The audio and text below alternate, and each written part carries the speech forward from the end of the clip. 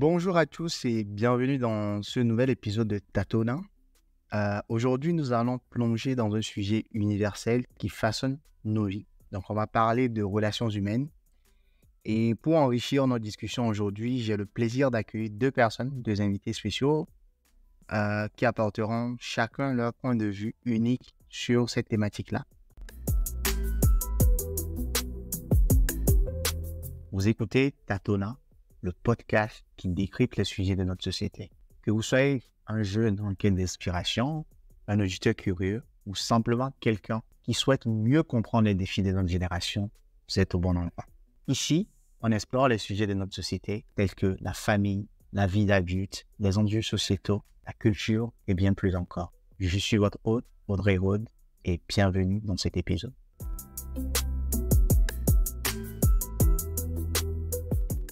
Tout d'abord, permettez-moi de présenter aujourd'hui Didier et Sefakor, donc je vais leur laisser la parole de se présenter très rapidement. Donc, les gars, je vous laisse la parole. Bonjour tout le monde, bonjour Audrey. Merci de nous avoir invités. Donc, moi, je suis Sefakor Sosa depuis le Togo. Voilà, donc, je pense que tout au long de l'échange, on pourra se connaître un peu plus. Alors, bonjour tout le monde, moi c'est Didier Monson, Togolais, né et ayant vécu presque toujours en Côte d'Ivoire, mais connaissant bien le Togo, ayant fait plusieurs années au Togo. Donc, c'est ce que je peux dire actuellement comme présentation. On me l'a dit, c'est Sefakor, tout au long de notre échange, on pourra se dévoiler de plus en plus. Super, merci beaucoup. Merci à vous deux d'accepter d'intervenir sur ce thème. Donc, parce qu'aujourd'hui, on va parler de la relation. Pour commencer, est-ce que vous pouvez partager avec nos auditeurs et avec moi également, bien sûr, l'importance des relations dans nos vies aujourd'hui? Pourquoi c'est si important? C'est quoi l'importance de ces relations humaines dans nos vies? Pour ma part, je dirais en fait qu'un homme ne peut être ce qu'il est sans les relations humaines. Nous naissons dans une famille, nous grandissons avec cette famille, nous avons tout au long de notre vie des amis, des personnes avec qui nous allons à l'école, des personnes avec qui nous interagissons. Donc, la vie humaine même est faite que de relations. Un homme est ce qu'il est par ses relations, un homme a ce qu'il a par ses relations, un homme sait ce qu'il sait par ses relations. Donc, la relation humaine définit l'être humain en nous-mêmes. Donc, c'est ce que je peux dire pour le moment sur ce sujet ou sur cette question.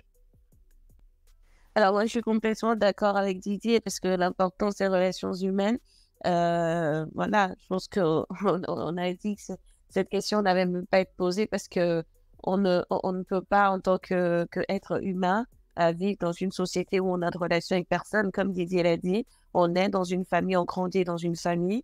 Après, on développe des relations amicales, on développe des relations professionnelles, on rencontre des amis sur les bancs des écoles, des camarades, etc. Donc, du coup, après, on grandit soi-même, on a des enfants, on a un conjoint, on a une conjointe. Et donc, du coup, les relations humaines, c'est l'essence même, en fait, je dirais, de la vie, quoi.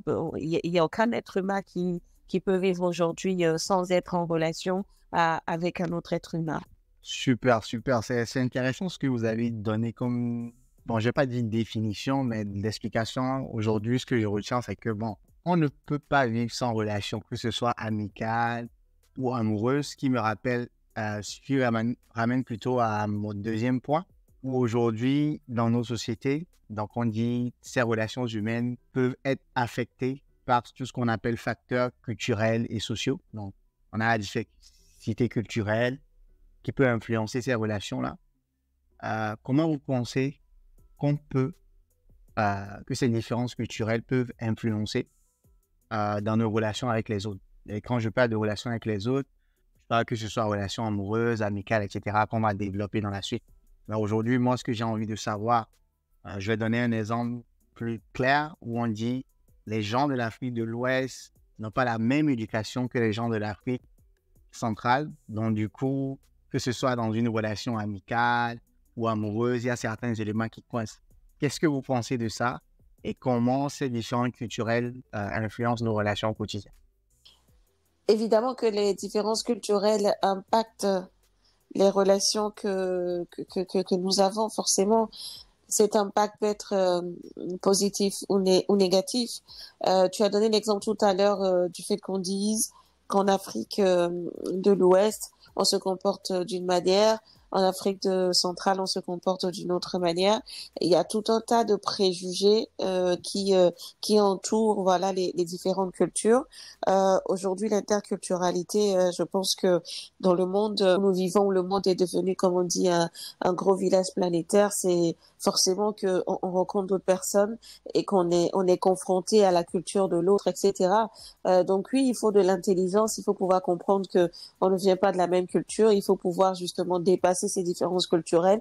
Encore une fois, ça dépend du type de relation qu'on a. On a peut-être une relation amicale avec une personne, c'est peut-être pas le même effort ou le même investissement à faire que si on se retrouve dans une relation amoureuse, par exemple, avec quelqu'un qui est carrément d'une autre culture. Alors oui, ces différences culturelles impactent forcément les relations que nous avons parce on a grandi quelque part, on a reçu une éducation, on a intériorisé, on va dire, la culture d'une communauté, celle dans laquelle on a grandi ou celle dans laquelle on a beaucoup vécu. Aujourd'hui, on est la somme de plusieurs choses. Didi, il est togolais, mais il est né, il a grandi en Côte d'Ivoire, il vient souvent à Lomé. Bah, aujourd'hui, Didier est la somme d'une culture ivoirienne et d'une culture togolaise, forcément. Donc oui, ici, Didier aujourd'hui rencontre une personne qui n'a aucune de ces cultures, par exemple, forcément qu'il va avoir peut-être un temps d'adaptation, etc. Mais la culture aussi nous donne la manière de nous représenter la société, la manière de réfléchir, d'agir, la manière de comprendre peut-être certaines choses. Peut-être si on est de deux cultures différentes, pour toi, peut-être un acte veut dire autre chose, alors que pour moi, ça veut dire autre chose, etc. Donc, je pense que forcément, d'une manière ou d'une autre, les différences culturelles ont un impact, comme dit, qui peut être positif ou négatif. Maintenant, tout dépend de à quel point deux personnes ont envie de construire une relation, qu'elle soit professionnelle, amicale ou amoureuse, etc. Et en ce moment, les deux personnes se mettront dans une situation où ils devront communiquer. Ils devront aussi pouvoir s'adapter, excusez-moi, à la culture de l'autre. Donc, voilà ce que je peux dire pour répondre à cette question. Super. Didier, j'ai envie d'avoir aussi ton avis sur le sujet un peu, toi qui as voyagé, qui habite aujourd'hui à Abidjan. Comme Sefako l'a dit, je suis togolais.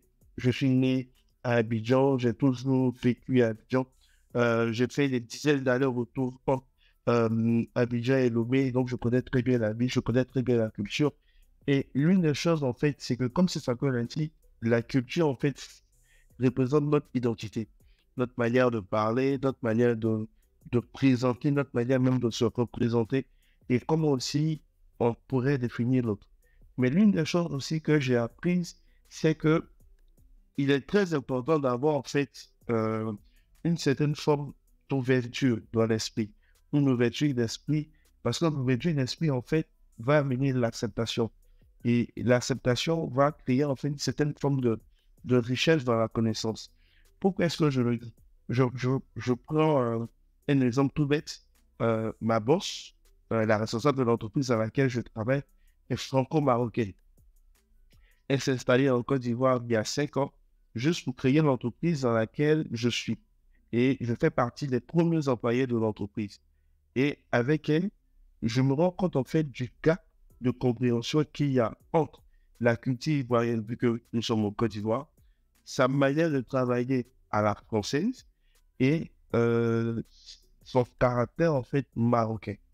Et le truc est que au fur et à mesure, en fait, dans un premier temps, il y aura toujours des frictions parce que la différence de culture va provoquer une différence de compréhension. On ne va pas interpréter les mêmes actes de la même manière, comme l'a dit Sefako. On ne va pas interpréter les mêmes dires aussi de la même manière, mais on se retrouvera toujours à se dire, mais pourquoi cette personne a dit ci, pourquoi cette personne a dit ça, alors que la personne elle-même n'est pas consciente que ses propos peuvent être mal vus ou ses actes peuvent être mal vus. Et moi, je me dis, c'est valable partout, que ce soit dans les relations professionnelles, dans les relations amicales, dans les relations amoureuses, même avec des investisseurs et tout, la différence de culture peut être un problème lorsqu'on n'apprend pas à ouvrir son esprit. Lorsqu'on n'apprend pas à se dire que l'autre est différent, alors la manière dont je vois ne sera pas forcément la manière dont Nick va voir, et la manière dont l'autre comprend les choses ne sera pas forcément comme moi je vais comprendre les choses. Et au fur et à mesure qu'on va se porter à quelque chose de différent, on va se rendre compte en fait que on ne va pas voir l'autre comme une autre culture en fait assez différente, mais ça sera plus comme une richesse d'apprendre. Donc, pour finir, si je prends l'exemple que tu as dit, Audrey, on dira peut-être les personnes de l'Afrique de l'Ouest sont comme ça, les personnes de l'Afrique de l'Est sont comme ça, les Nordistes sont comme ça, les personnes d'Afrique du Sud sont comme ci, sont comme ça. C'est vrai, mais je pense que le bon mixage va venir en fait de l'acceptation, de la compréhension, surtout de l'ouverture d'esprit qu'on peut avoir vis-à-vis de l'autre en fait. Et ce, peu importe le type de relation qu'on veut construire avec l'autre. Super, super. Je pense que vous avez touché du doigt deux éléments très importants. Donc, vous avez parlé tantôt dans vos différentes explications du fait, vous avez donné des exemples de relations amoureuses, de relations amicales.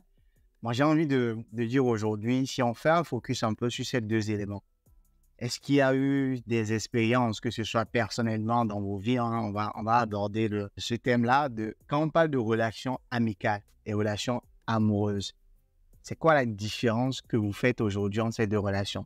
Parce que moi, j'ai envie de savoir aujourd'hui, est-ce que, voilà, c'est la même chose? Est-ce qu'on regarde dans le même sens? Et dans un second temps, voilà, quelle expérience, voilà, qui vous a marqué dans votre jeunesse et continue de vous marquer aussi aujourd'hui, que ce soit amicale ou amoureuse? Moi, je parle d'un principe qui pour moi est élémentaire. C'est que je vois la vie comme un train, en fait. Et je vois les relations humaines un peu comme des passagers qui rentrent dans un train et qui, à un moment, sortent. Donc, il y a des personnes qui vont rentrer dans ce train pour, on va dire, un mois, d'autres une année, d'autres 10 ans, d'autres 20 ans. Et ces personnes, en fait, au fur et à mesure qu'elles rentrent, vont changer un peu la destination que ce train-là va avoir. Alors, pour moi, une relation amicale et une relation amoureuse, c'est deux choses assez distinctes. Parce qu'on n'a pas, nous, c'est vrai qu'on a toujours les mêmes bases, communication, sincérité, acceptation de l'autre, faire avancer l'autre, mais ce sont deux relations qui ne se, euh, pour moi en tout cas, qui à la fois se mélangent mais ne se mélangent pas. Pour moi, la relation amicale, c'est une personne avec qui on peut être soi-même et qui nous pousse à avoir une transformation de nous-mêmes. Je, je prends un exemple.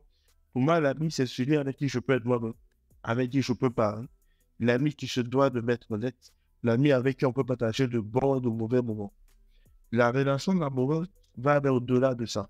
C'est une personne avec qui on pourra faire ça, mais aussi une personne avec qui on se projette pour une fin de vie, en fait. Je ne sais pas pour vous, mais pour moi, je me dis, c'est très rare qu'on voit un ami et on se dit, je vais être ami avec cette personne jusqu'à la fin de ma vie. Mais lorsqu'on a un partenaire amoureux, on est conscient en fait qu'on veut finir notre vie avec cette personne-là. Et là, tout est en fait, tout part sur différentes bases, que ce soit l'amitié, que ce soit l'amour. Mais pour ne pas être trop long, je ne vais pas rentrer dans ces différentes choses. Ce que je peux dire pour moi, c'est que je pense que comme tout le monde, on a, on a reçu on a eu des amitiés, on a eu des histoires amoureuses. Mais pour ma part, je pense que il n'y a rien qui enseigne mieux sur l'homme, il n'y a rien qui enseigne mieux sur les relations humaines que les relations amicales et les relations amoureuses. Parce qu'on apprend sur nous-mêmes, on apprend sur les autres, on apprend à comprendre et à accepter la différence entre nous. Quand je parle de différence, c'est différence de fonctionnement, différence de compréhension, différence de caractère, opposition, donc plusieurs choses. Et en apprenant sur nous, on apprend à se rééquilibrer soi-même. On apprend à se récalibrer soi-même. On apprend à se dire que, OK, avant, je comprenais les choses comme ça, mais je rencontre quelqu'un, que ce soit un ami ou une chérie qui comprend les choses comme ça. Ça nous fait réévaluer notre manière de comprendre et on finit par l'adapter. Et sans le vouloir, bien vrai que on vient d'une famille qui établit les bases, c'est indéniable, mais les différentes relations amoureuses et amicales qu'on a, pour moi, en fait, c'est un peu comme des ajustements. Raison pour laquelle il y a un adage qui est très célèbre en Afrique qui dit: dis-moi avec qui tu marches, je te dirai qui tu es, mais qui tu seras. Parce que toutes ces personnes, en fait, viennent au fur et à mesure ajuster la personne que les parents ont créée pour atteindre un certain but, en fait. J'espère que je suis toujours resté dans le cas de la question et que j'ai répondu. Mais Ouais, ouais, ouais, ouais. Je ne sais pas si Chef Accor rebondit sur ce que tu as dit. Moi, j'ai envie de rester un peu avec toi, mais Chef Accor, dis-moi. Non, non, je peux répondre après, hein, si tu veux poser, Ouais, en fait, enfin, creuser un peu plus avec Didi. ouais, je veux rebondir un peu sur ce que tu as dit, Didi. Tu as abordé un peu tout ce qui est relation amoureuse. Et pour toi, c'est quelque chose qui va au-delà de ça. Et tu as dit une phrase très intéressante dans le sens où l'amitié, entre guillemets, c'est comme voilà, un train, il y a des passagers qui rentrent, qui font un parcours avec nous, ils s'arrêtent, ils descendent, etc. Moi, j'ai envie de dire aujourd'hui, qu'est-ce qui rend, selon toi, une amitié spéciale et significative? normalement, lorsqu'elles vont dans la cuisine et qu'elles font la cuisine, elles ont tout un tas d'ingrédients, en fait. Tout un tas d'ingrédients avec lesquels elles vont faire des sauces. Bon, je pense qu'elles sont tous togolais ici. Si je prends l'exemple peut-être de Agbemédé, par exemple, ou d'autres sauces, elles vont acheter des feuilles, elles vont acheter des poissons, elles vont acheter tel ou tel élément et tout. Et en fait, les mères connaissent le parfait dosage qu'il faut pour que la sauce réussisse. Et même si toutes les sauces n'auront pas forcément le même goût, n'auront pas forcément la même acidité, mais elles seront plus ou moins réussies. Et l'amitié, en fait, c'est comme ça. L'amitié, c'est vraiment tout un ensemble de facteurs qui fait que euh, une amitié est réussie. Lorsqu'on est plus jeune, on considère l'ami comme étant celui qui est présent. C'est-à-dire lorsqu'on est gamin, tu vas prendre un enfant de 3 ans, un enfant de 5 ans, un enfant de 7 ans. Pour lui, l'ami sera celui qui va voir tous les jours. Celui avec qui il va jouer tous les jours. Celui avec qui il va parler tous les jours. Lorsqu'on évolue, lorsqu'on arrive dans la quinzaine, 12 ans, 13 ans, 15 ans, l'ami, ce sera celui avec qui je vais jouer au football. Ce sera celui avec qui je vais jouer aux jeux vidéo. C'est-à-dire, même s'il n'est pas là, qu'il est ailleurs, je sais en fait qu'on aura une certaine passion en fait qu'on va partager. Lorsqu'on arrive dans la vingtaine, l'ami, ce sera celui avec qui on va sortir. Ça sera le pote, celui avec qui on ira en boîte, celui avec qui on va se faire des soirées, peut-être celui avec qui on va se faire des meufs. Et au fur et à mesure qu'on grandit, en fait, la définition qu'on se donne de l'amitié change. Et lorsqu'on arrive à un stade mature, celui qui est défini comme ami ne sera pas forcément celui qui était présent comme quand on avait 5 ans, quand on avait 10 ans, quand on avait 15 ans. Celui qui va se définir comme ami, ce sera d'abord celui-là qui va connaître une certaine facette de nous que les autres ne connaissent pas. Cet ami-là qui pourra nous dire la vérité. Cet ami-là qui, bien qu'elle n'étant pas là physiquement, pourra en fait être là. On pourra sentir, comme je dis, sentir sa présence ou sentir son soutien vis-à-vis de tout ce qu'on aura à faire. Elle a dit, c'est cet ami qui, même si c'est vrai avec les occupations de la vie, il y a le boulot, il y a la famille, il y a peut-être les relations amoureuses à gérer, il y a beaucoup d'autres choses à gérer. Même si on n'a plus trop cette présence d'être là, on sait qu'après 1 mois, après 2 mois, après 3 mois, lorsqu'on va se voir, on va parler, ça sera comme si on ne s'est jamais vraiment laissé. Ça sera juste des mises à jour de tout ce qu'on a eu à faire ou à se dire sans que cet ami soit là. Donc, ce qui caractérise l'ami pour moi, c'est vraiment évolutif. C'est vraiment évolutif. Mais lorsqu'on devient adulte, vraiment adulte, quand je dis adulte, c'est avoir la conscience de la vie, de ce que la vie implique, de ce qu'on doit bâtir, de ce qu'on doit laisser. L'ami, c'est vraiment celui qui va nous apporter la stabilité.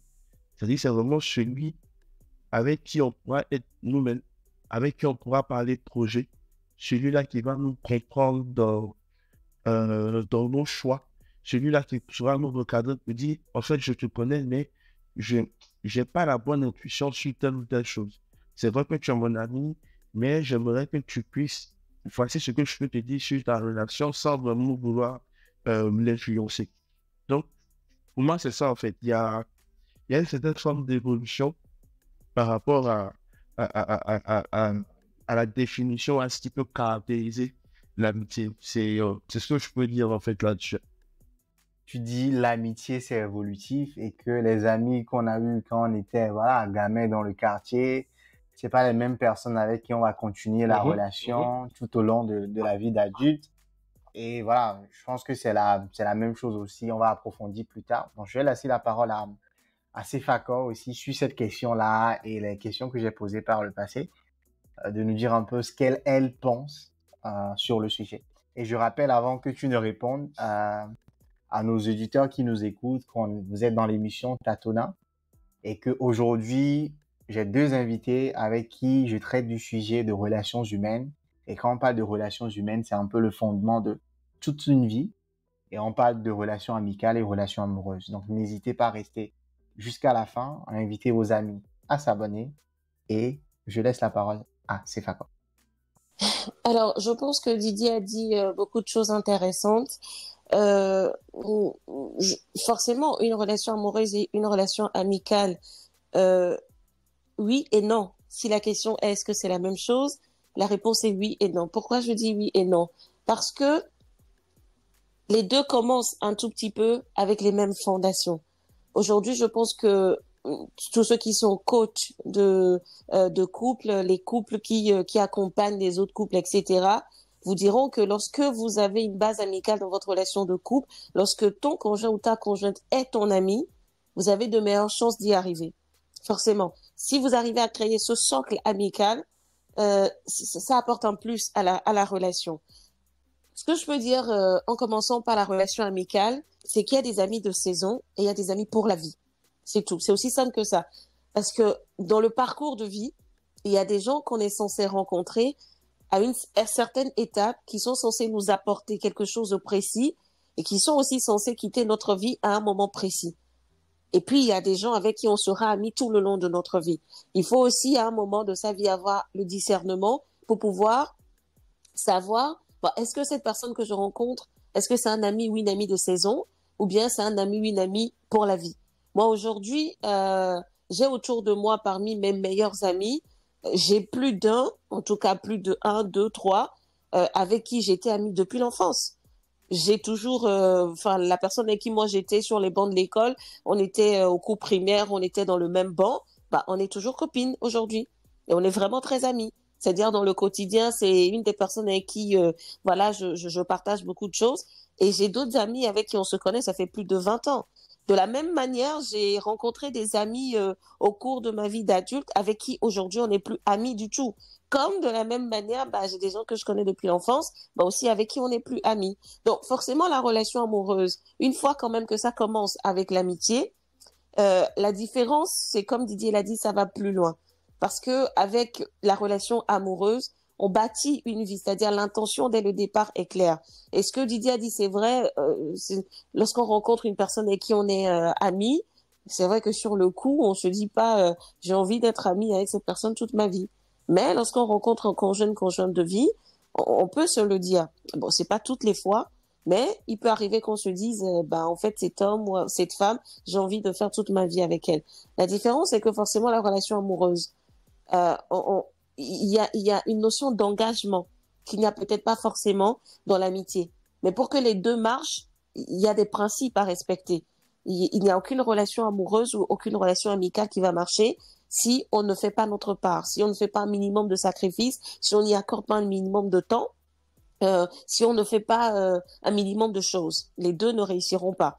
Donc, il y a forcément une notion d'engagement qui va avec la relation amoureuse. Mais de la même manière, pour que les deux marchent, Il faut pouvoir choisir une personne avec qui on est en accord sur les valeurs, sur la vision. Le conjoint ou la conjointe de vie, bah, c'est quelqu'un qui doit forcément épouser notre vision. Ça ne veut pas dire qu'on pense exactement à 100% la même chose, mais on doit pouvoir être capable de regarder ensemble dans la même direction. On doit pouvoir partager des valeurs communes. On doit pouvoir partager une vision commune de vie. On doit pouvoir se comprendre sur des questions qui sont essentielles à chacun d'entre nous, etc. Et les amitiés qui marchent, c'est aussi un peu ce principe. Si aujourd'hui, toi, Audrey, tu es quelqu'un qui a reçu une très bonne éducation, bah, ça m'étonnerait que tu restes ami longtemps avec quelqu'un qui passe son temps à insulter les gens ou qui vole ou qui triche, etc. Parce que toi, tu n'as pas ces valeurs, par exemple. Donc, je pense que sensiblement, ces deux relations ont beaucoup de choses en commun. La preuve, il y a des gens qui démarrent très bien comme amis et qui finissent par être mariés et ça marche bien. Ensuite, ce que je veux dire, c'est que peut-être qu'au final, les amis nous connaissent peut-être aussi un peu mieux des fois que des conjoints. Moi, par exemple, qui a une amie que je connais depuis plus de 25 ans, forcément que cette personne me connaît beaucoup mieux que quelqu'un que je vais rencontrer peut-être plus tard dans ma vie et avec qui je vais faire ma vie, etc., etc. Ce n'est pas le même type de rapport qu'on a avec l'ami ou le conjoint, mais c'est quand même des relations qui ont quand même beaucoup de choses en commun, je pense. Et comme j'ai dit, après, forcément, la relation amoureuse a une notion d'engagement, une notion de fidélité. On s'engage à faire sa vie avec une personne. On prend la décision d'aimer une personne jusqu'à la fin de notre vie. Bon, forcément, il y a des points sur lesquels il y a une différence, mais il y a quand même une base, un socle commun à ces deux relations. Et les amis que moi j'ai qui sont mariés et qui arrivent à avoir une relation assez stable et équilibrée, c'est aussi des personnes qui sont avant et après tout des amis. Ils n'ont peut-être pas commencé leur relation comme des amis. Peut-être qu'ils se sont vus et puis tout de suite, ils se sont mis dans une relation amoureuse, mais ils ont quand même développé une certaine relation amicale qui font aujourd'hui que ils s'entendent beaucoup mieux. Voilà. Enfin, là, à ce stade, c'est ce que je peux dire. Super, super. Je reste toujours avec toi, Sefako. Ouais. Tu as dit quelque chose d'intéressant et qui rejoint un peu Didier dans ses réponses. Tu as dit, arrivé à un certain moment de la vie, il faut avoir ce discernement-là pour choisir les personnes avec qui on décide de marcher. Et tu as parlé d'un mot que je retiens, l'engagement. Moi, je pense que aussi, l'engagement, c'est dans les deux côtés, que ce soit amoureuse ou amicale. Vous dites, Oui. bon, je m'engage à marcher avec toi ou bien à faire des activités avec toi. Moi aujourd'hui, c'est une question qui m'est venue juste comme ça en t'écoutant parler. Est-ce que vous pensez, c'est une question à vous deux, est-ce que vous pensez que il y a une méthode aujourd'hui qui permet de faire ce discernement-là? Ou voilà, c'est en fonction on laisse la mère nature faire son travail ou c'est comment? Oui, je pense qu'il y a des éléments qui permettent de faire ce discernement. Après, il y a une bonne partie qui sera spirituelle aussi, parce que moi, je suis chrétienne. Peut-être qu'on va pas aller on va pas aller sur ce point, mais si on reste dans le cadre de cet échange, que ce soit une relation amicale ou une relation amoureuse, moi, je me dis toujours que ce qui permet le plus de faire le discernement, c'est la connaissance de soi.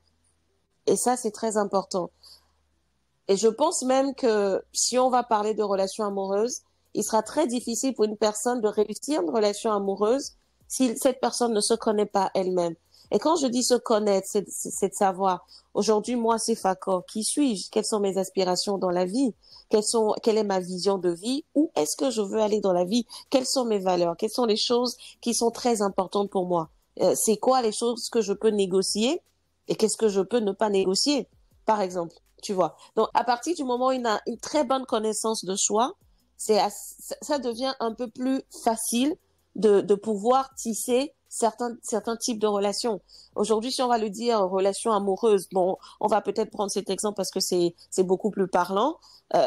Moi, aujourd'hui, si je veux me mettre en couple avec une personne, bah forcément qu'il y a il y a beaucoup de critères. C'est pas des critères qui sont ex nihilo, c'est des critères qui sont profondément rattachés à ma personnalité, à ma façon de réfléchir, à ma façon de voir la vie, à où est-ce que je veux aller, etc., etc. Si je rencontre un homme et que dans la discussion je me rends compte que cette personne et moi on n'a absolument rien en commun, ou que cette personne et moi on n'a pas du tout les mêmes valeurs, qu'on n'a pas la même vision de vie, etc.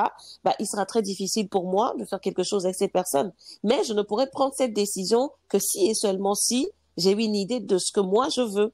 si je sais ce que je veux, si je sais ce que j'attends de la vie, ce que j'attends d'une relation, par exemple. Et c'est ça qui fait aussi que lorsqu'on est plus jeune, on a peut-être beaucoup plus de difficultés à réussir tout de suite une relation amoureuse et qu'on arrive à le faire avec le temps, avec les années ou après plusieurs expériences, tout simplement parce qu'à certaines étapes de nos vies, bah, on n'est pas encore on n'a pas encore une grande maturité par rapport à nous-mêmes. On se cherche en fait, on cherche notre identité, on essaie de peaufiner notre personnalité, on prend un peu de ça ici, enfin, etc. Mais à un moment de la vie, on arrive à une certaine maturité personnelle où on est capable de se dire, de se définir soi-même, de savoir quelle est notre identité propre. Et quand je parle d'identité, je ne parle pas de notre nom à l'état civil, mais quelle est mon identité? Qui suis-je? À partir du moment où j'ai une vision très éclairée sur la personne que je suis, sur ce que je veux, sur l'endroit où je veux aller plus tard dans la vie, etc., etc., bah, en ce moment, il est plus facile pour moi de reconnaître les gens qui sont en accord ou qui ne sont pas en accord avec ce que je veux. Donc, je dirais que c'est le premier stade, en fait, du discernement. Après, oui, il y a une deuxième étape, et ça, on va pas en parler aujourd'hui parce que sinon ce sera trop long.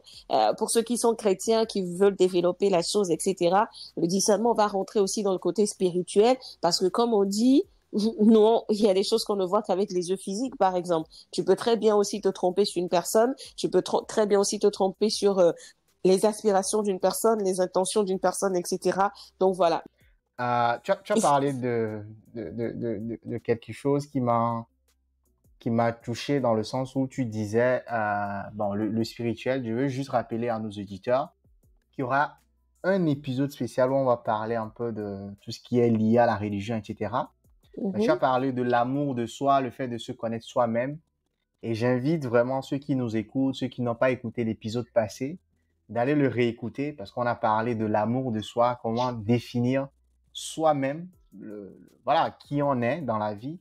Et moi, je pense que c'est quelque chose qui aide beaucoup, moi personnellement, qui m'a beaucoup aidé aussi, que ce soit dans mes relations amicales et amoureuses, de se connaître, de connaître mes tempéraments. Tu as dit quelque chose en fonction de la discussion que tu as eue avec un homme, par exemple, tu sais si tu dois faire ta vie avec cette personne ou pas.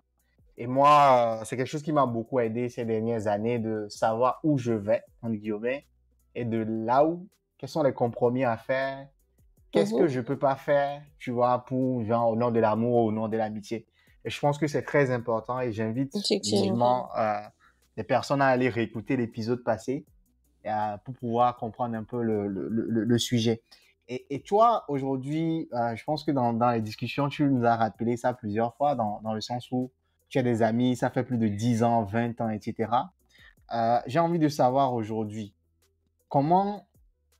qu'est-ce qui a poussé, comment tu gères un peu cet équilibre-là, genre, ou comment tu maintiens cette passion et cette complicité dans ces relations que tu as, que ce soit avec tes amis ou que ce soit avec des relations amoureuses ou amicales, quoi. Bah, j'ai personne avec qui je suis depuis plus de 20 ans parce que je suis toujours célibataire, donc voilà. Mais aujourd'hui, les amis avec qui j'ai pu garder ce contact, bon, alors, je crois qu'aussi, ça s'est aussi fait un tout petit peu naturellement. Il y a des moments de la vie où on a été un peu déconnecté parce que chacun aussi a pris un chemin différent et on s'est retrouvés aussi. Euh, mais je dirais qu'aujourd'hui, ce qui me permet de tenir en fait ces amitiés, c'est vraiment le fait que j'ai des gens avec qui je suis en accord sur beaucoup de choses. Que ce soit les valeurs, que ce soit la vision, ces gens avec qui on arrive à se comprendre. On n'est pas toujours d'accord, parce qu'il nous arrive d'avoir des mésententes, etc., ce qui est complètement normal dans toutes relations humaines. Mais c'est parce que la base, on a à peu près les valeurs communes, on a à peu près une même vision de la vie, si je peux dire comme ça. Et ça fait qu'on arrive à évoluer beaucoup plus facilement. Surtout aujourd'hui, à notre âge où on a dépassé la trentaine, etc., on arrive à se comprendre, on arrive à construire, on arrive à avancer ensemble, mais justement parce que chacun il met du tien, que ce soit le temps pour entendre l'autre, écouter l'autre, être présent pour l'autre, etc., voir l'autre s'il le faut. Je dirais que chacun fait sa part. mais c'est surtout parce que nous partageons des valeurs communes et qu'on arrive à se retrouver sur beaucoup de choses. Ok, ok, intéressant. Parce que moi je le cache pas, hein. Moi, j'ai pas beaucoup d'amis en tout cas et j'ai pas de relation amicale où je vais dire, voilà, je suis ami avec telle personne il y a 10 ans, 20 ans. Je m'aime trop, quoi. Donc, on va parler dans un autre épisode. Didier, je me tourne vers toi par Mhm. rapport à ce que Sefako a dit. Euh, Qu'est-ce qui est selon toi? Toi, tu es célibataire ou voilà, c'est quoi le statut matrimonial là? Alors, je suis en couple, on va dire, depuis 8 mois. Ok.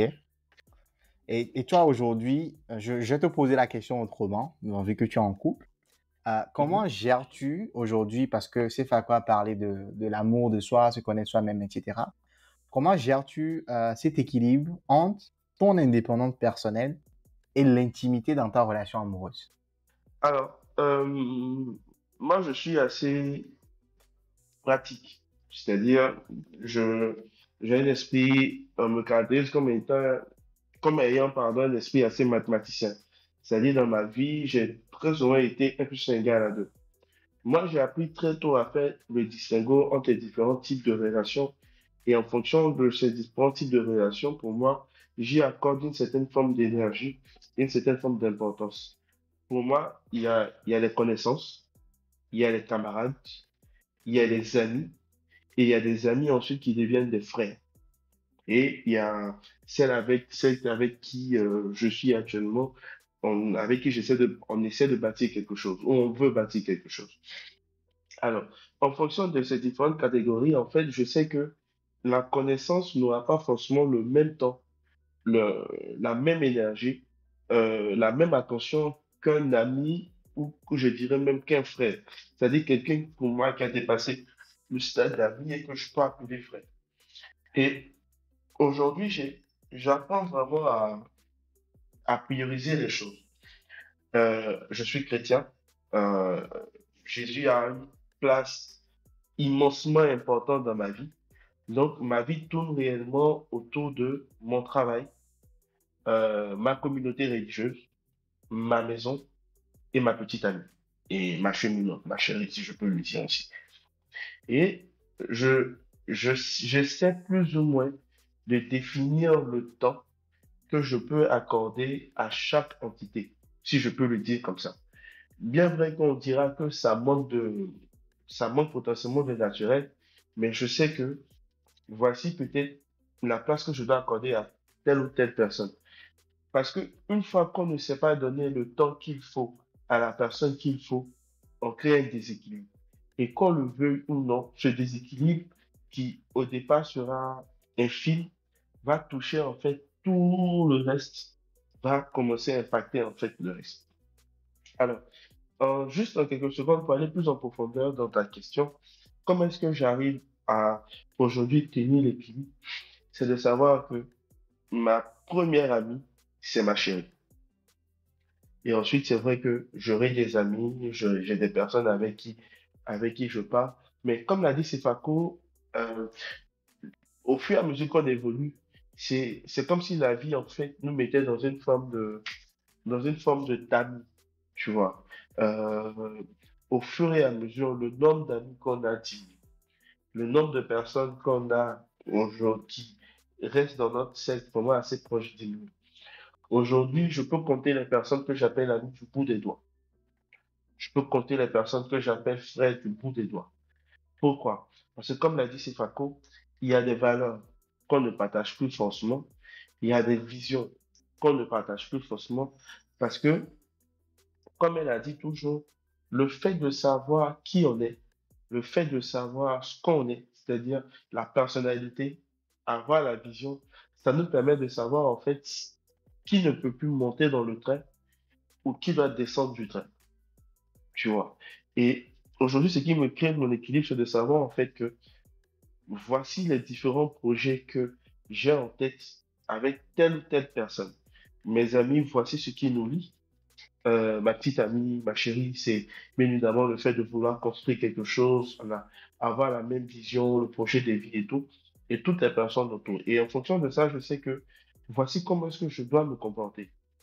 J'ai des amis avec qui on se parle pratiquement tout le temps. J'ai des amis avec qui on ne se voit plus trop, mais il suffit juste qu'un coup de fil et c'est parti.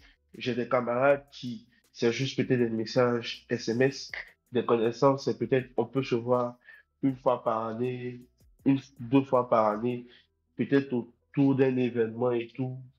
Voilà quoi. Donc, moi, j'ai appris à catégoriser chaque relation et en fonction de chaque relation catégorisée, je sais en fait mes droits, je sais aussi les devoirs que j'ai vis-à-vis de ces différentes relations-là.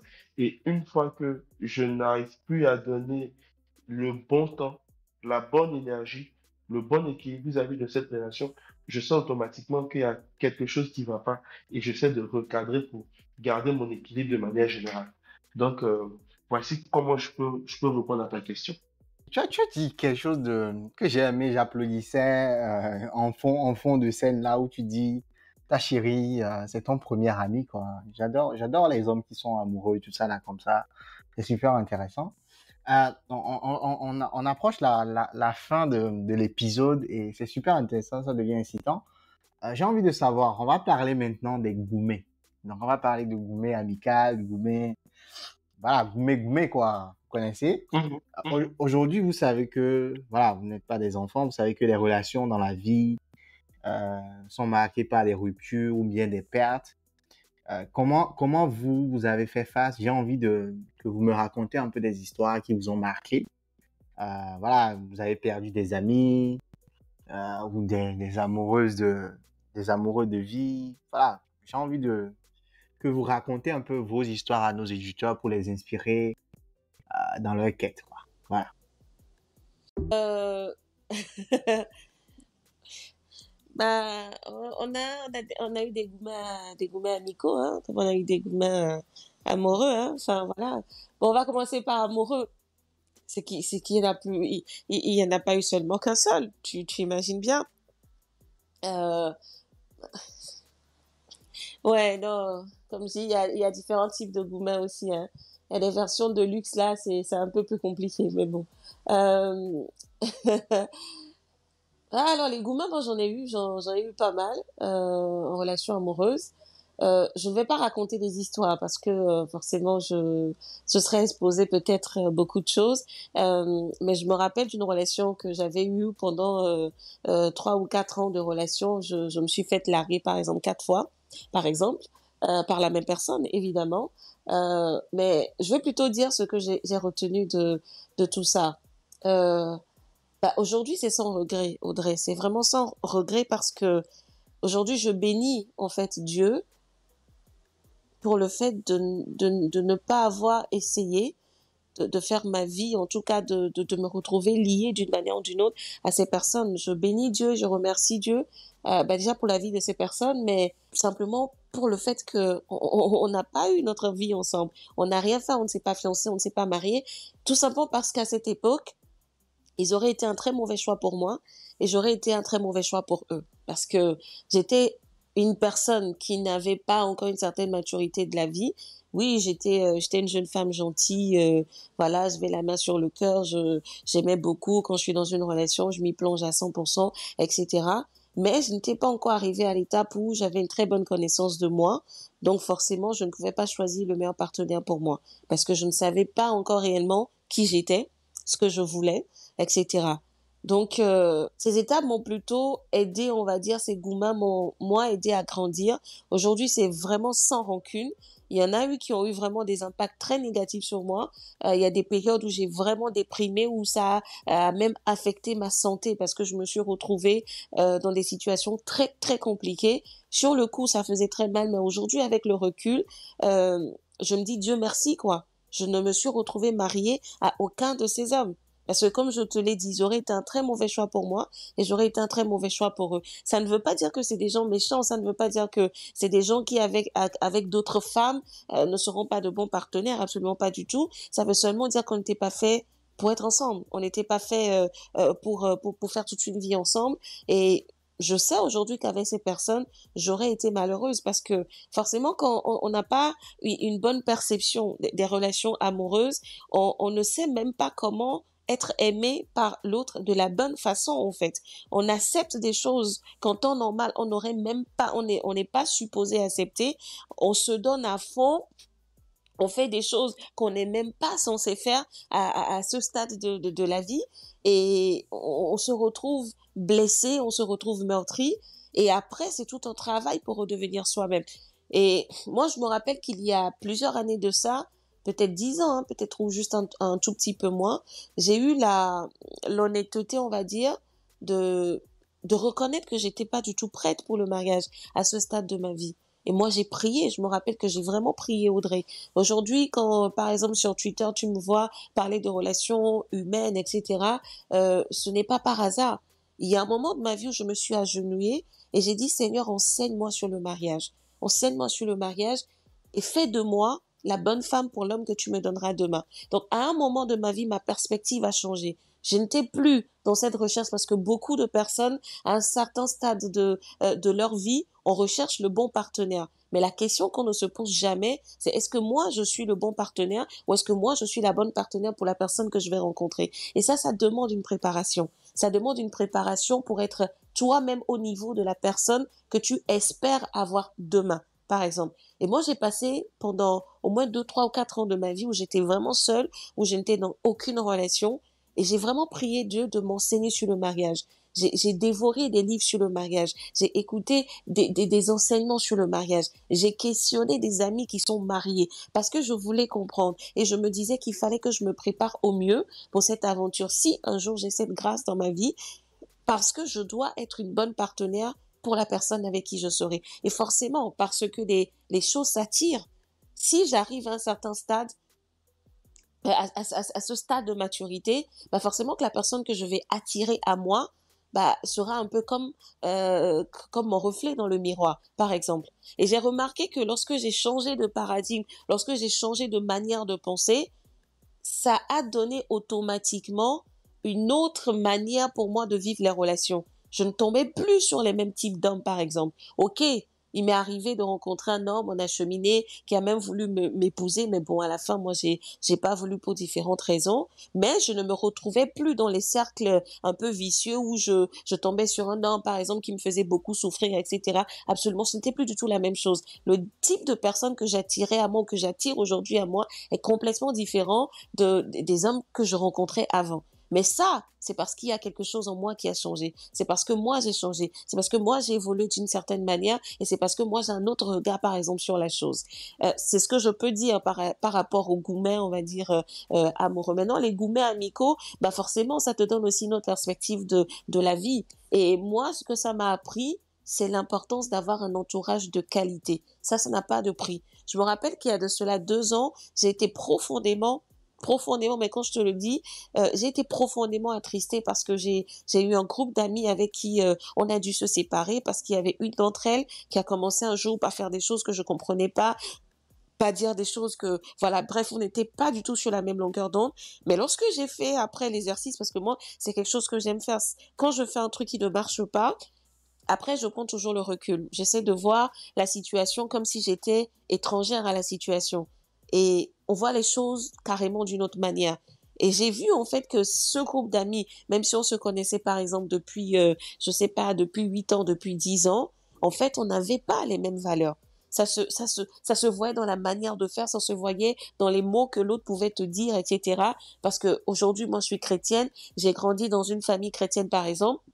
J'ai jamais été habituée, moi, à groover. J'ai jamais été habituée, par exemple, à faire la vie. Bon, ça, c'est pas parce que je suis chrétienne, mais parce que de nature, je suis une personne, par exemple, très casanière. Je ne suis pas la jeune femme qui est portée, par exemple, sur la mode. Moi, je suis plus intéressée par ce qui rentre dans ma tête que ce que je porte sur moi. Je suis plus intéressée par lire les bouquins, par me cultiver, par aller à l'école, etc., que la mode ou etc., etc. Et celle que j'avais en face, c'était pas du tout ça, par exemple. Et c'est des mots qui blessent, et c'est des mots qui restent, et c'est des mots, lorsque j'y réponds, ça fait mal. Mais aujourd'hui, je me dis tant mieux parce que, forcément, c'était des amis de saison. Et j'ai tiré les leçons que je pouvais tirer de cette expérience, Et ma prière aujourd'hui, à chaque fois que je prie, je dis, Seigneur, donne-moi un entourage de qualité. Donne-moi la grâce d'être connecté aux gens de ma destinée. Parce que chaque être humain a une destinée. Et dans ton parcours de vie, pour aller là où ta destinée doit t'amener, il y a forcément nécessairement des gens que tu dois rencontrer. Et il faut aussi avoir le discernement de reconnaître ces personnes lorsque tu les rencontres. Et moi, c'est la prière que je fais aujourd'hui pour en tout cas pour ma vie, pour mes relations amicales. Je dis, Seigneur, donne-moi la grâce d'avoir un entourage de qualité et des gens qui sont connectés à ma destinée. Je ne veux plus avoir des amis parce que voilà, on va s'appeler, je sais pas moi, faire le chapap comme mes amis du continent le disent. Non, je veux des gens dans ma vie. On doit être utiles les uns aux autres. On doit pouvoir se tirer vers le haut. On doit pouvoir s'apporter quelque chose de positif. Donc voilà, c'est un peu ce que je peux dire. Super, super. Et j'invite nos auditeurs aussi à suivre aussi l'exemple. Je pense que c'est la prière que tout le monde doit faire tous les jours aussi. Si vous êtes chrétien ou chrétienne, si vous êtes musulman ou musulmane, vous suivez le podcast, je vous invite à faire cet exercice aussi. Voilà, de toujours demander, prier pour un bon entourage, c'est très, très, très important et je sais de quoi je parle. Et c'est d'où l'idée aussi derrière ce podcast de partager un peu ces expériences avec vous et de vous inviter à apprendre des erreurs des personnes que j'ai invitées ici, des erreurs ou des leçons de vie de ces personnes-là. Donc, je vais donner rapidement la parole à Didier l'amoureux. C'est Didier l'amoroso. Ouais. Donc, Didier, dis-nous aujourd'hui, voilà, raconte ton histoire très rapidement. Alors, est-ce que je peux dire, tu dois parler de gourmets amicaux et de gourmets amoureux. D'abord, je vais commencer par le côté amical. En vrai, je ne sais pas, mais Dieu m'a fait grâce de ne pas vraiment connaître des gourmets amicaux, si je peux le dire ainsi. Parce que ma vie a été faite de telle sorte que lorsque, avec une personne, on commence à avoir des différends en termes de valeurs et de vision, on se sépare simplement. C'est vrai que par moment, il y a certaines incompréhensions lorsqu'on ne sait pas pourquoi quelqu'un, peut-être qui avait une certaine place, la quitte. Et le vide, en fait, nous amène à se poser des questions. Mais ici, à Abidjan, il y a un adage qui dit on ne court pas derrière l'homme. Ça veut dire simplement que, bien vrai qu'on est amis, qu'on essaie plus ou moins de régler les choses, on ne peut pas obliger une personne à rester son ami. Et donc, il n'y a pas vraiment j'ai pas vraiment de gourmet amicaux. C'est vrai que par rapport à certaines amitiés, il faut l'avouer, j'ai pas été au top.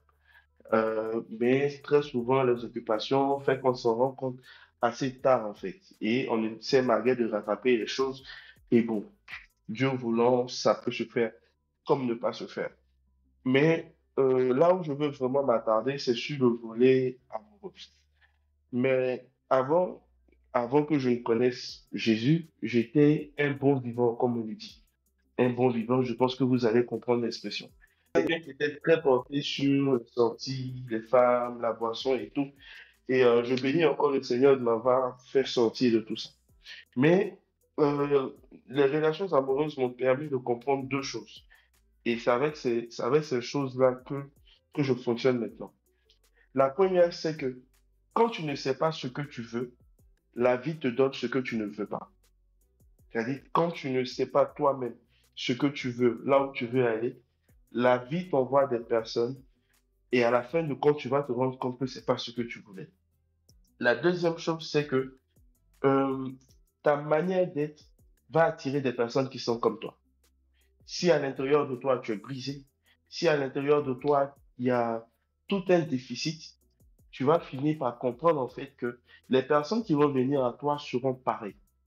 Et c'est la raison pour laquelle, comme c'est pas quoi elle a dit quelque chose d'assez puissant, le fait qu'elle ait pris le temps pour prier, le fait qu'elle ait pris le temps pour accepter de se former, a fait que Dieu l'a amené à penser différemment et aujourd'hui, un certain type d'homme avec lequel elle marchait, ces personnes-là ne pourront plus avoir accès à sa vie parce qu'elle sait ce qu'elle veut. Elle connaît la cartographie on va dire, le squelette ou l'image, les caractéristiques de la personne avec qui elle veut faire sa vie. Moi, je suis passé par différents types de relations.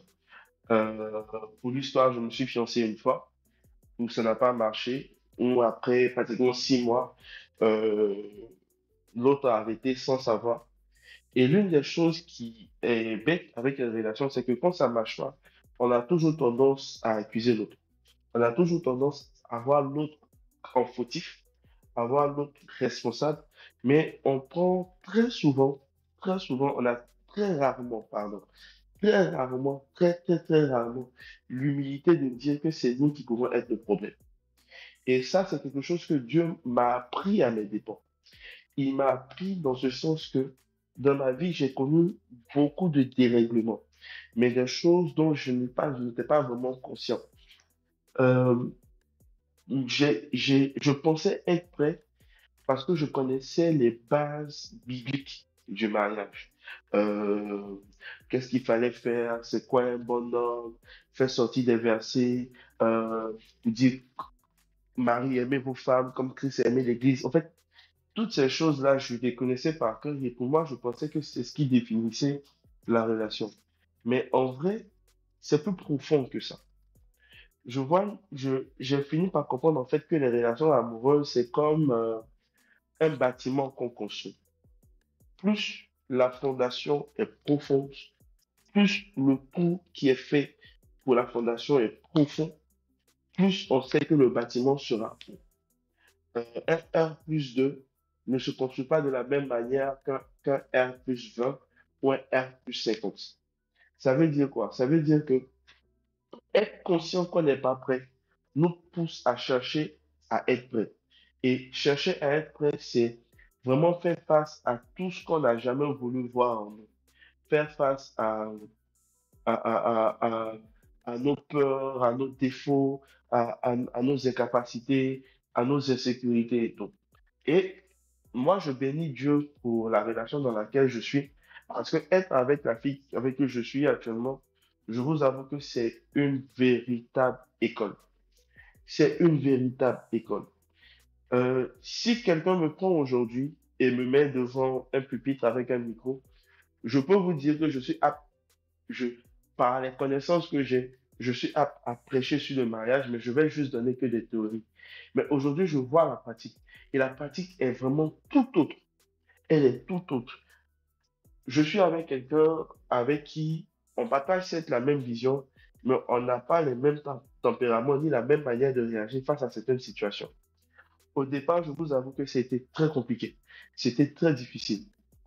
On se prenait la tête, on échangeait parce que euh, on a toujours tendance à vouloir que l'autre soit comme on est ou à vouloir que l'autre soit comme on veut. Et au fur et à mesure, en fait, j'ai compris que il ne s'agit pas de transformer l'autre comme on veut. Il s'agit en fait de s'amener nous-mêmes à comprendre ce que l'autre est et à se changer par rapport à ce que l'autre est. Et ainsi la personne changera aussi. Pour, pour résumer ça, je vais le dire de façon simple. C'est-à-dire, si tu veux que quelqu'un soit comme tu veux, apprends à être d'abord comme la personne veut. Et une fois que tu apprends à être comme la personne veut, sans le vouloir, la personne deviendra comme tu veux. Et ça, en fait, je l'apprends. C'est beaucoup d'humilité, c'est beaucoup de communication, c'est beaucoup de choses, en fait. Alors, pour revenir à la question des gourmets amoureux, j'en ai eu des masses. Et c'est exactement ce que Sefako a dit. C'est-à-dire, lorsqu'on grandit, on n'a pas vraiment cette connaissance de notre identité. On ne sait pas qui on est, on ne sait pas ce qu'on veut, mais au fur et à mesure de la vie, en fait, on commence à prendre conscience de ce qui n'a pas marché, de ce qui a marché, de ce qu'on aime. Et je bénis Dieu vraiment d'être chrétien parce que ça permet d'avoir une certaine vision, de savoir que, OK, voici ce à quoi je suis appelé, ou voici ce que je veux faire. Et donc, je me mets avec quelqu'un avec qui je veux être. Donc, je vais pas donner les détails. Je vais marcher sur la sagesse de ces Paco. Je ne parlerai pas de nom, je n'expliquerai pas des situations. Mais ce que je peux dire, c'est que c'est une véritable école.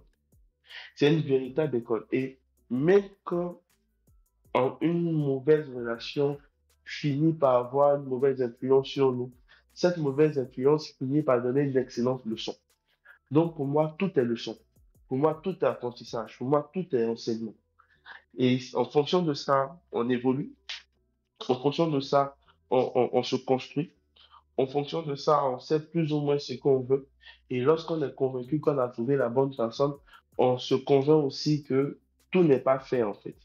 Je me rappelle que le Seigneur me disait, il y a très longtemps, il y a une différence entre la personne que tu vas rencontrer et la personne que tu vas épouser. Parce que entre le temps où on rencontre quelqu'un et le temps où on dit oui à la mairie et à l'église, il y a tout un process. On, on- on apprend à s'accorder, on apprend à mieux communiquer, on apprend à comprendre pourquoi l'autre fonctionne comme ci, pourquoi l'autre fonctionne comme ça. Et je pense que c'est ce qui fait que nos relations antérieures n'ont pas marché et c'est ce qui malheureusement a créé tous les gourmets qu'on a pu avoir, qu'on a pu connaître. Et voilà, c'est ce que je peux dire sur ce sujet sans trop rentrer dans les détails. Voilà un peu. Les gars, sans vous mentir, j'ai pas envie de vous lâcher ce soir. Pour ceux qui vont écouter l'épisode, on est un samedi soir. J'ai pas envie de vous lâcher parce que voilà, le sujet devient plus intéressant et que vous dites des choses qu'on va dire et qui sont intéressantes pour les auditeurs qui vont écouter le podcast. Mais comme le temps n'est pas pour nous, tu as dit quelque chose que j'ai noté. Quand tu ne sais pas ce que tu veux dans la vie te donne ce que tu ne veux pas. Et c'est vraiment, enfin, qu'on ne va pas dire le contraire, c'est vraiment quelque chose que, voilà, on ne prend pas la maturité de comprendre ou de détecter tout de suite. Mais comme on dit souvent chez les Ivoiriens, la vie t'apprendra, en fait. Et chez les Camerounais, on Mhm. dit, voilà, on vous parle, vous dites, vous ne voulez pas écouter, non? Voilà, tu vas lire, comme on dit. Donc, les gars, déjà, merci beaucoup pour votre temps. Je pense que on va conclure maintenant. Ça a été, disons, voilà, une discussion de qualité. Il y a beaucoup de choses à dire encore sur les relations de vie. Je vais vous donner la parole très rapidement en quelques mots. Est-ce que, avant de conclure, est-ce que vous avez des conseils ou une réflexion finale que vous aimeriez partager avec nos auditeurs sur les relations de vie? Ça peut être une phrase, un mot, comme vous voulez, en 10 secondes. Je vous donne la parole. Bah, si je peux dire quelque chose, un mot de fin, déjà merci à tous ceux qui ont pris le temps de nous écouter. Euh, je dirais encore une fois, répéter ce que j'avais dit tout à l'heure, que faut déjà prendre le temps de se connaître soi-même. Faut déjà prendre le temps de savoir ce qu'on veut. Et si une personne aujourd'hui, que ce soit un jeune homme ou une jeune femme, a dans sa vision de vie l'envie de se marier, parce que tout le monde n'a pas cette envie aussi, ben j'invite vraiment la personne à se préparer. J'invite vraiment la personne à à pouvoir se préparer pour être la bonne personne que il ou elle attend, parce que comme Didier l'a dit, en général on attire à soi ce que l'on est. On attire à soi ce que l'on est intérieurement. Si on est brisé, si on est broke, etc., on aura beaucoup plus de possibilités de rencontrer des gens qui sont pareils. Mais quand on a une certaine maturité, quand on a une vision éclaircie, on va dire des choses, on attire également à soi ce type de personnes. Attention, ça ne veut pas dire que c'est parce que tu as fait un travail sur toi que tu n'auras pas de gourmand. C'est pas ça du tout. Moi, il m'est encore arrivé d'en avoir, je sais pas, peut-être un, mais la réaction que tu as face à cet épisode ou face à cette situation est complètement différente de comment tu réagissais avant, quand tu n'étais pas une personne avec un esprit beaucoup plus équilibré, avec une vision beaucoup plus claire des choses. Donc ça, c'est ce que je veux dire. Et Didier aussi a dit quelque chose que je vais résumer en cette phrase. Dans une relation, surtout lorsqu'on parle de relations amoureuses, on vient pour donner, on ne vient pas pour recevoir. Et je pense que c'est l'erreur qu'on a fait beaucoup dans notre vie, que certaines personnes continuent de faire, c'est le fait de se dire, je me mets avec cette personne parce que j'attends si, parce que je veux quelqu'un qui me rende heureux ou heureuse, je veux quelqu'un qui m'apporte la paix. Non. La personne sera peut-être un bonus en plus, Mais si vous n'êtes pas heureux ou heureuse tout ou toute seule, c'est pas quelqu'un qui viendra vous rendre heureux. Il faut déjà soi-même arriver à ce niveau, combler déjà ses attentes. Parce que moi, je dis, une relation amoureuse, ce n'est pas une prise en charge. Ce n'est pas une prise en charge financière, ce n'est pas une prise en charge émotionnelle. Il faut déjà avoir une maturité émotionnelle, une stabilité émotionnelle d'abord soi-même avant de vouloir justement lier sa vie à celle d'une autre personne. Donc, il faut qu'on comprenne qu'une relation, on vient justement pour donner et quand deux personnes arrivent à cette perspective, comme Didier l'a dit, si tu veux changer une personne, tu dois d'abord être comme la personne veut. Ça demande beaucoup d'humilité, mais ça demande aussi beaucoup de sagesse. Mais c'est parce que on arrive à le faire parce qu'on se dit, bah, je suis venu pour donner quelque chose à l'autre. Et si vous avez la chance de rencontrer une personne qui pense exactement comme ça, bah alors vous allez vivre quelque chose d'extraordinaire. Et en termes de relations amoureuses, au final aussi, c'est une décision. C'est une décision qu'on prend de faire sa vie à une personne. Donc, il faut savoir dès la base ce qu'on peut négocier, ce qu'on peut ne pas négocier. Et je dis aussi quelque chose très souvent lorsque je fais mes tweets. Il faut discuter des sujets essentiels. Il y a des gens aujourd'hui qui sont mariés, qui n'ont jamais eu certains types de discussions. Ils n'ont pas discuté d'argent, ils n'ont pas discuté d'éducation des enfants, ils n'ont pas discuté de carrière, ils n'ont pas discuté de... Bah, même là, ils veulent vivre, hein. Parce que des fois, c'est une fois que vous êtes dans votre vie de couple, que l'autre te dit, moi, je vais aller vivre dans tel pays, et toi, tu dis, non, je veux pas bouger, ou toi, tu veux aller ici, l'autre ne veut pas, non. Il y a des questions essentielles, il y a des choses dont il faut parler avant de tisser sa vie à celle d'une autre personne. Et puis, bon, après, bon, je connaissais pas Didier, mais on se retrouve dans ce podcast en étant tous deux chrétiens. Donc, le reste, c'est vraiment de prier. Parce que malgré toute la bonne préparation qu'on peut avoir, ça reste une grâce de tomber sur quelqu'un de bien, que ce soit dans une relation amoureuse, une relation amicale. Et pour les relations amicales, c'est aussi avoir ce discernement, comprendre justement que l'entourage de qualité, c'est vraiment important, ne plus accepter n'importe qui dans sa vie, ça c'est très important. Comme Didier l'a dit, bah, dis-moi avec qui tu marches et je te dirai qui tu es. Les gens, on est la somme des 4 ou 5 personnes qui nous entourent et qui font le plus partie de notre quotidien. Donc, il est vraiment important de faire entrer dans nos vies des amis, des gens qui vont nous tirer vers le haut, des gens qui vont nous apprendre des trucs, des gens avec qui on va pouvoir grandir ensemble et des gens qui seront, qui ne seront pas là pour nous déstabiliser, qui ne vont pas croire en nous, etc., etc. Non. Il faut un entourage de qualité. Donc, il faut vraiment prier pour toutes ces choses, hein, pour avoir cet entourage de qualité, avoir des amis, des gens qui ont le cœur qu'il faut, des gens que Dieu a disposé sur notre route. Et quant au conjoint ou à la conjointe de vie, bah, ça reste aussi une grande prière, quoi. Qu'on puisse avoir la grâce de tomber sur la personne que Dieu nous a destinée, ou en tout cas de tomber sur une personne qui soit quelqu'un de bien. Voilà. Bon, j'ai dit en plus d'une phrase, mais bon. Super, merci beaucoup, merci à toi. Didier, les derniers mots, Didier l'amoureux. Alors, pour moi, d'abord, je veux te remercier, toi, Audrey. On s'est contacté, tu m'as contacté, pardon, après euh, une série de tweets. Et vraiment, j'ai trouvé que c'était belle. Et merci de m'avoir invité. Merci à Sepako pour sa présence parce que elle a apporté beaucoup. Elle a dit beaucoup de choses, beaucoup de bien fondées et j'ai appris beaucoup de ce qu'elle a dit. Donc, merci à vous deux. Alors, moi, pour finir, en fait, je pense que comme Sepako l'a dit, il me serait très difficile de dire, pardon, voici les conseils que je peux donner à quelqu'un pour euh, réussir sa relation humaine, en fait, qu'elle soit amicale, qu'elle soit amoureuse, même je pousse encore, qu'elle soit professionnelle et tout. Mais l'une des choses que je dirais, c'est d'abord être honnête avec soi. Pour moi, c'est la base. Quand tu es honnête envers toi-même, c'est-à-dire quand tu sais faire face à tes insécurités, à tes peurs, à tes défauts, à tes attentes, tu as déjà fait pour moi la moitié du chemin. Donc, tu sais que vis-à-vis de tes insécurités, tu es conscient de ce que tu as affronté. Tu es conscient que tu ne devras pas te mettre avec quelqu'un qui va ensuite les pousser ou les aggraver. Et parler, échanger. Pour moi, je me dis, ce qui fait une belle relation, qu'elle soit amicale ou amoureuse, c'est avoir l'esprit ouvert. C'est d'abord avoir l'humilité, d'abord, et avoir l'esprit ouvert.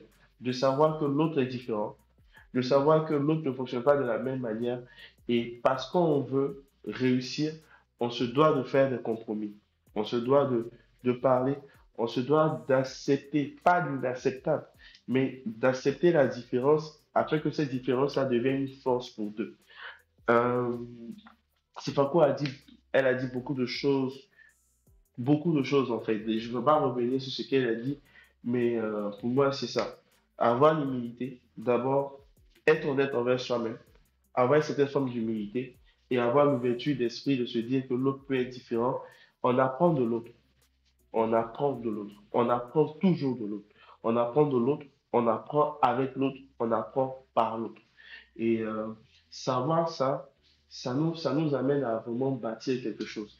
Et pour finir, je le dis à la fin, même si c'est le conseil le plus important, comme chez nous ici, on le dit, mettez toujours Dieu devant. Mettez toujours Dieu devant. Et demandez à Dieu de vous donner son discernement. Pas vous, votre discernement, mais lui, son discernement. Parce que, je vous le dis, euh, c'est-à-dire, si je veux me baser sur mon discernement, je ne serai pas avec la personne avec qui je suis, parce que j'avais tout un ensemble de règles, tout un ensemble de critères.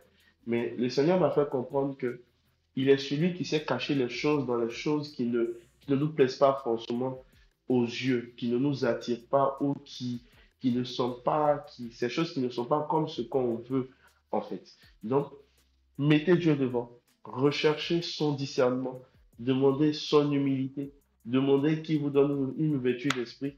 Et je pense que ça sera la base pour réussir grande majorité de vos relations humaines. On ne peut pas réussir à 100%.